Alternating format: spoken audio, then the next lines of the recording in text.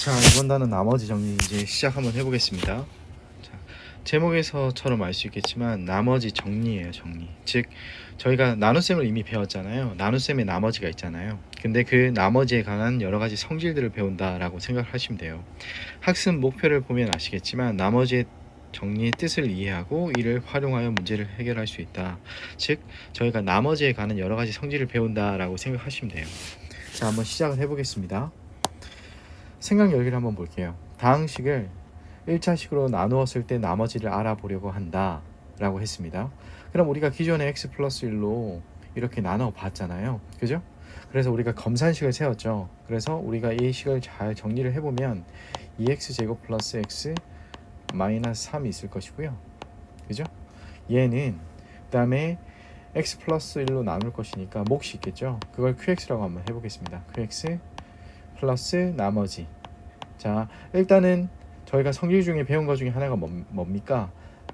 나누는 다항식보다 나머지의 차수가 더 작다라는 거잖아요. 얘가 1차인 거니까 적어도 나머지는 기껏해야 상수일 수밖에 없다. 제가 그러면 나머지를 r이라고 표시를 한번 해볼게요.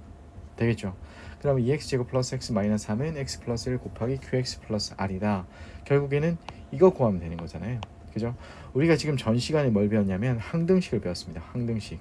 항등식이라는 것은 등호를 사이로 어떤 x 값을 넣더라도 성립한다라는 얘기를 했던 거잖아요. 그죠?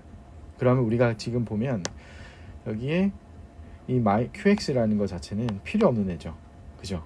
왜냐하면 우리의 목표는 r인 거니까. 그러면 이 qx를 없애주는 방향으로 하자면 이 qx가 어떤 값이 되든 상관없이 여기 있는 이 값이 0이 된다면 우리가 r을 바로 도출할 수 있겠죠. 자, 그러면 여기 있는 x 플러스 1이 0이 되는 값이 x가 뭐가 되겠습니까? 마이너스 1이 되겠죠. 그래서 좌변에 마이너스 1을 넣고 우변에 마이너스 1을 넣어도 항등식의 성질에 의해서 성립을 하는 거잖아요. 그죠?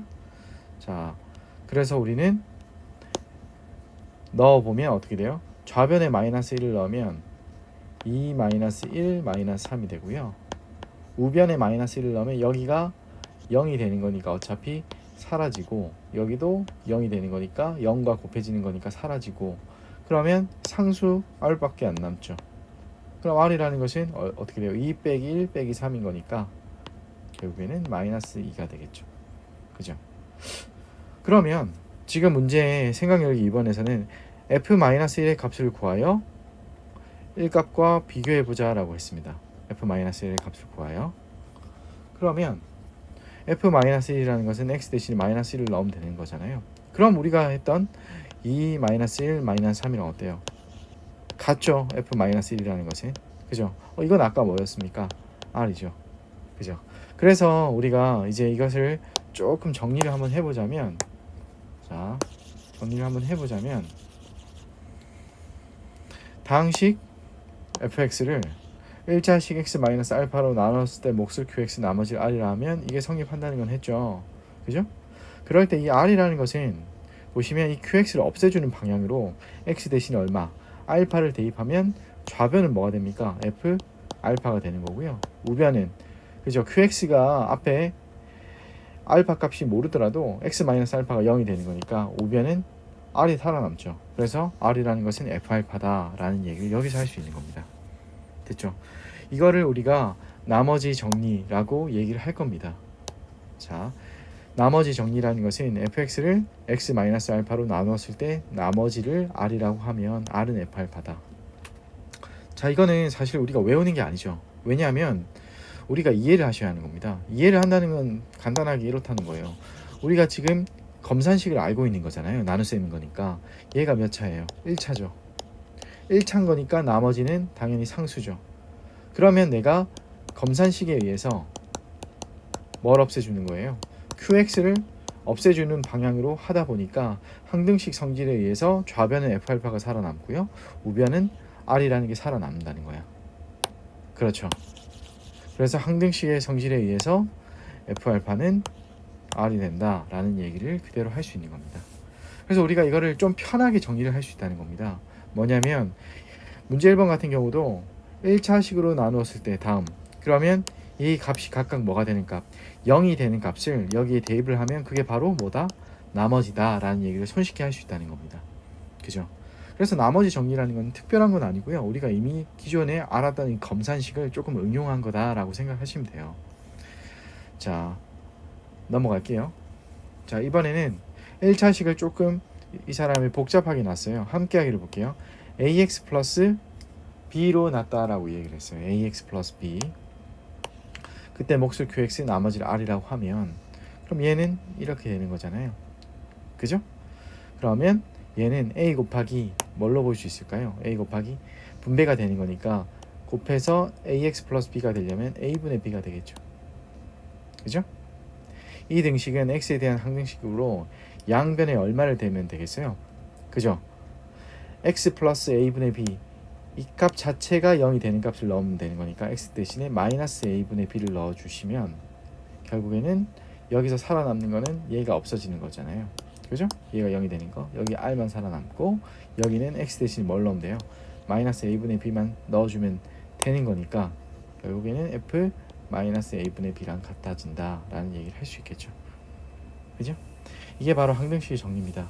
생각보다는 우리가 원래 알고 있던 내용이 검산식을 이용했다 라는 거 외에는 없죠. 자, 넘어가 볼게요.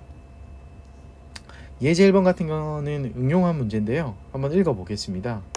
다항식 fx를 x-2로 나눴을 때 나머지는 5이다. 그럼 우리 조건 1에서 fx를 x-2로 나눴을 때 나머지는 5다 했죠. x-2는 몇 차다? 1차. 오케이.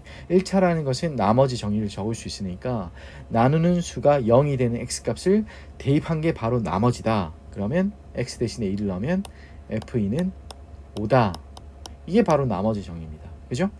반대로 x 플러스 1로 나눴을 때 나머지는 마이너스 4라는 것은 x 대신에 마이너스 1을 넣으면 되는 거니까 f 마이너스 1 자체가 나머지인 마이너스 4다라고 얘기를 해주시면 돼요. 그죠? 그러면 이 두 가지 조건으로 결국 찾으라는 건 이겁니다. fx를 x-2, x 플러스 1로 나눴을 때 나머지를 구하여라. 그럼 여기서 중요한 거는 뭐냐면 여러분들 검산식이 중요한 겁니다. 몇 차로 나눴어요? 1차 곱하기 1차라는 건 2차잖아. 그죠? 그럼 우리가 세팅을 할 때 x-2 곱하기 x 플러스 1 곱하기 몫을 qx라고 하고 나머지 r이라고 적으면 안 되죠. 모르는 1차식으로 적어야죠.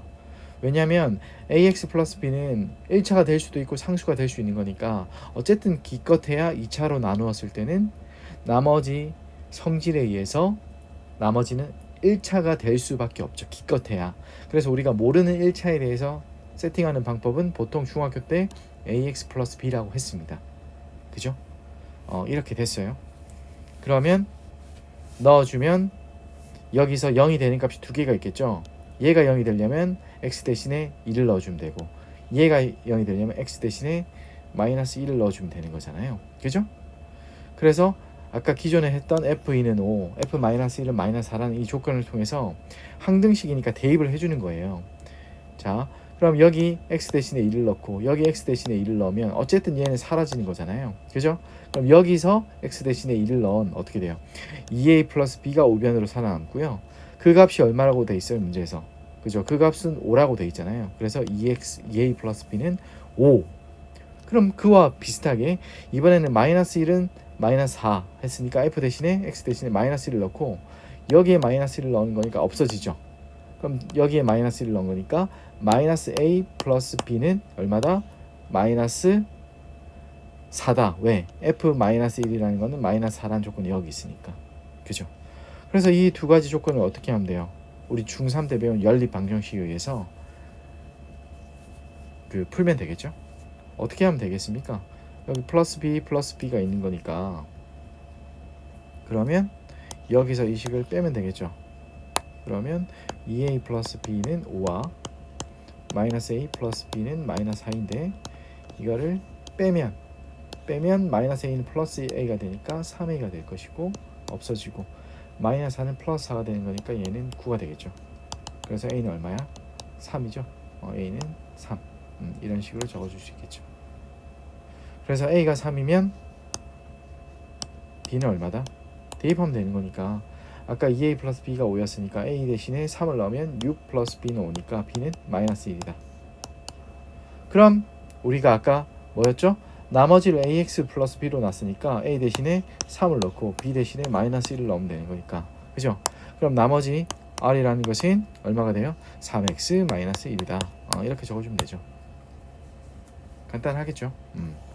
넘어가겠습니다. 자, 인수정리. 자, 인수정리도 별거 아닙니다. 똑같은 얘기를 그대로 하는 건데요. 자, 나누어 떨어진다라는 얘기를 할 겁니다. 이미 이건 했어요. 어떻게 했냐면 우리가 나누어 떨어진다라는 것은 나머지가 얼마라는 뜻입니까? 그죠? 나누어 떨어진다는 것은 동시 조건으로 필요 충분 조건으로 나머지가 0이라는 뜻이에요. 그러니까 같은 말로는 나머지가 0이라는 뜻인 거예요. 그러면 우리가 여기서 응용을 좀 한번 해볼게요. fx를 1차시 x-알파로 나눴을 때 나머지가 f알파이다. 이때 f알파는 제로이면 fx는 x-알파로 나누어 떨어진다. 자, 이 말을 우리가 굳이 외울 필요는 없는 게, 잘 봐요. f알파는 0이고 x-알파로 나누었죠. 그럼 여러분들 보세요.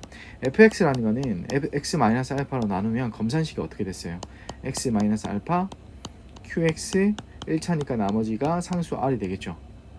근데 f알파가 0이라는 것은 항등식 조건에 의해서 x 대신에 지금 알파를 넣어보자는 거야. 그죠? 그러면 여기에 알파를 넣으면 어쨌든 0이 되는 거니까 여기는 사라지죠. 그러면 우변은 r이 남고요. 좌변은 f 알파죠. 근데 문제에서 f 알파는 0이라고 했으니까 예시당초 얘가 0이냐. 그럼 나머지가 0이라는 거잖아.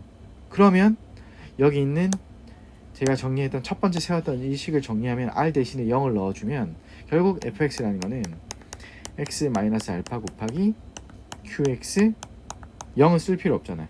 이거잖아요. 그죠? 그러면 이게 뭐냐? 그러면 결국 x-알파로 나누어 떨어지면 fx는 x-알파 곱하기 qx 꼴이다. 자, 이걸 정리를 한번 해볼게요. 자, 정리를 한번 해보면요. 지우개 잠깐만요.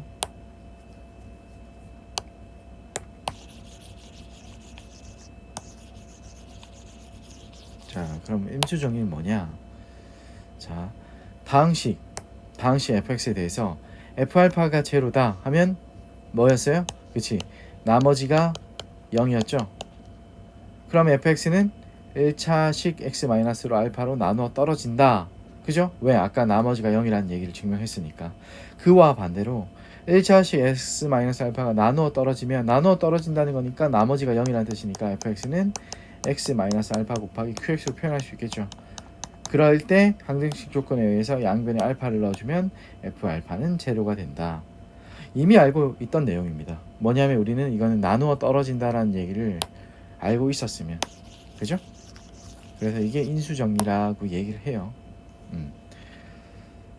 자, 예제는 수업 시간에 문제와 함께 풀어보겠습니다. 자, 일단 조립제법인데요. 이 부분은 제가 번외로 영상을 이 파트만 다시 찍어서 올릴게요. 됐죠? 그래서 나머지 정리는 일단 여기까지 하고요. 조립제법은 이 나머지 정리를 좀 더 편안하게 하기 위해서 하는 방법입니다.